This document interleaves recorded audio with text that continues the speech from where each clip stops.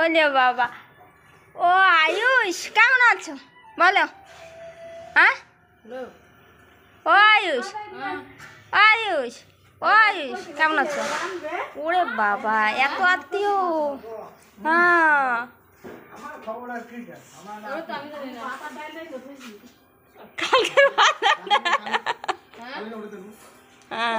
আগের দিন দেখতে পেলে তোমরা যে অনেকগুলো জামা কাপড় মানে কেনাকাটা কিনে করেছিলাম। আর এইদিকে দেখো আজকে এত মানে বাজার খরচ, মাছ মাংস নিয়ে আমার দিদিভাই বসে গেছে কাটাকাটি করতে। এটা আমার সর্দি, ঠিক আছে? সামনে দেখতে পেলে পিয়ালো শাড়ি পরে, সেটা আমার বর্দি।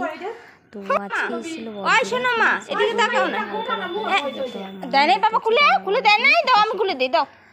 তোমরা কমেন্টে বলো যে তোমরা কবে আসবে। তো আমরা 3 বোন 1 ভাই। তো এই যে আমার বড় আর পাশে নিচে বসেছিল যে দেখতেছে কি জ্বালা। ভাদ্র মাসে খাওয়া দাওয়া করতে, ভাদ্র মাসে একদিন থাকতে এসেছিল।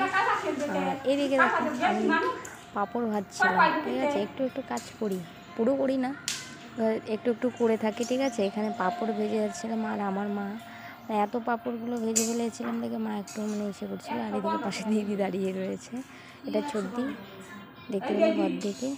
আমরা 3 বোনের মধ্যে কাকে কীরকম লাগে, আমাদের বোনেদের মধ্যে মিল আছে কিনা কমেন্ট করে তোমরা অবশ্যই জানাবে। আর এদিকে রান্না টান্না হয়ে গেছে, দেখো খেতে দিচ্ছে। ওই যে আমার মামা মামা, এ মামা, আমার 2 ভাই, হ্যাঁ সবাই একটু বসে গেছে খেতে। এটা আমার সর্দির 2 ছেলে।